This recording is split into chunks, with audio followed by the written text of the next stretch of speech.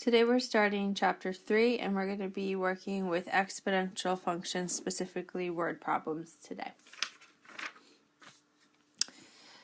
So we're going to talk about a gray wolf population. So it says insatiable killer. That's a reputation the gray wolf acquired in the United States in the 19th and early 20th centuries. Although the label was undeserved, an estimated 2 million wolves were shot, trapped, or poisoned.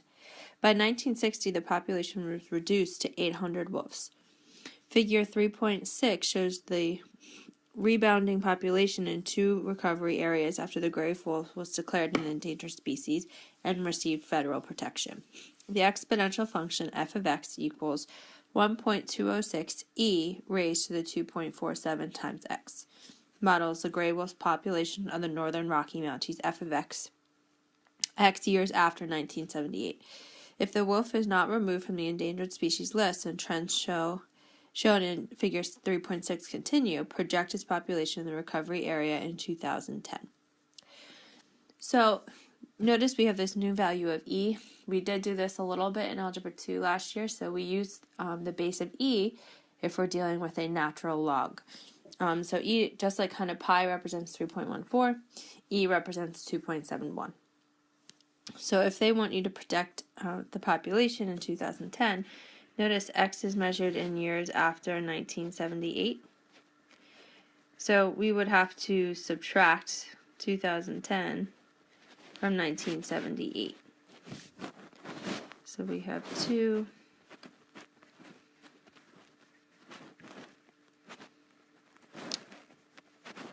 So approximately 32 years. So that means we're evaluating the function at 32. So I have 1.26 e raised to the 2.47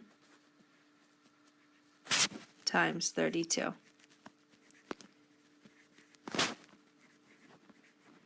So this is where we would just kind of use the calculator and we would type this in. So when I evaluate this on the calculator, and all cell phones have the letter E, you just have to turn your calculator sideways if you have an iPhone, you get 3,412. So that's how many wolves we would have in 2010.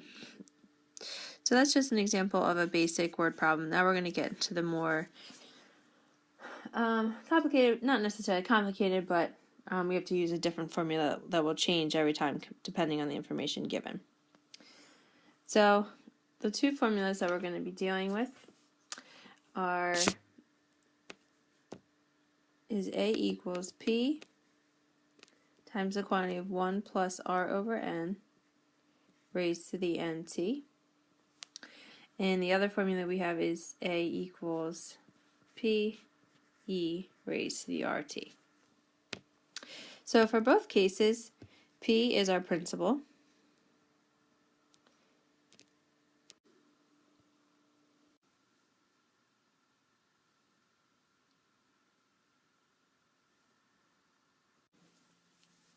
So you decide to invest $8,000 for 6 years and you have a choice between 2 accounts.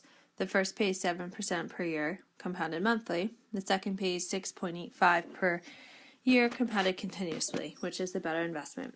So some things they have in common is that our principal is $8,000 for each, and that the time is 6 years for each. Then we have these 2 scenarios. So the first one, the interest rate is 0.07, compounded monthly, so that means it'll happen 12 times a year. The other scenario, my interest rate is 0.0685, and it's compounded continuously, so that means we use a different formula. So here I'll have A equals 8,000 times quantity of 1 plus 0.07 divided by 12 raised to the 12 times 6. Over here, I'll have A equals 8,000, E raised to the 0.0685 times 6. And again, this is a lot of calculator work. We'll have to practice this tomorrow, the typing in. It's very important that any fraction you have, you use parentheses for. So the one on the left, when I type this in, I get $12,160.84. The one on the right, when we type this in, we get $12,066.60. And the question says which one is the better investment. So obviously you're looking for the one that gives you more money, and that would be this scenario over here. So we're going to do some practice on this tomorrow, just practicing using the formula, setting it up, and using the calculators.